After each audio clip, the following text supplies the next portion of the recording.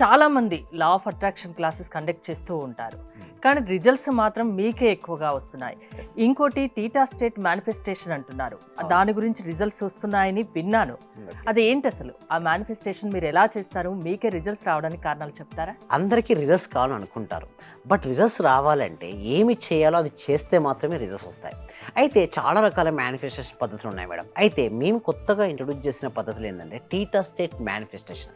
అంటే almost 19 years నా research తర్వాత, ఎన్నెన్నో స్పిరిచువల్ ఆర్గనైజేషన్లో ఎన్నెన్నో మెడిటేషన్ నేర్చుకున్న తర్వాత అసలు మనిషి కోరుకున్న కోరికలు ఎందుకు నిజమవుతాయి, నిజమవ్వాలంటే ఎలా కోరుకోవాలి అనే విధానంతో తీసుకొచ్చింది టీటా స్టేట్ మేనిఫెస్టేషన్. అయితే మనకు అందరూ కోరుకుంటారు మేడం, బట్ కోరుకున్న కోరిక ఏ సమయంలో కోరుకుంటే ఎగ్జాక్ట్గా తీరుతుందో ఆ సమయంలో కోరుకోమంటారు. అయితే ఇప్పుడు చూడండి మేడం, 4 స్టేట్ ఆఫ్ మైండ్స్ ఉంటాయి మేడం. ఒకటి beta, alpha, theta, delta. First beta. ఇప్పుడు నేను మాట్లాడుతున్నాను, మీరు వింటున్నారు. మామూలుగా ఇటువంటి సమయంలో ఏంటంటే మన మైండ్ ఏమవుతుందంటే బీటా స్టేట్లో ఉంటుంది. ఈ సమయంలో మనం అనుకున్న కోరికలు అంతగా నెరవేరవు.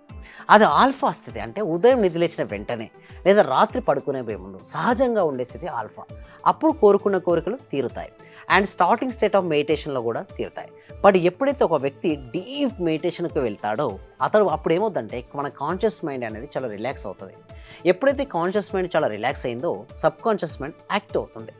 ఈ సబ్ కాన్షియస్ మైండ్ యాక్టివ్ అయినప్పుడు మనం ఎటువంటి ప్రోగ్రామింగ్ అయితే ఇస్తామో ఆ ప్రోగ్రామింగ్ రియాలిటీకి వస్తుంది.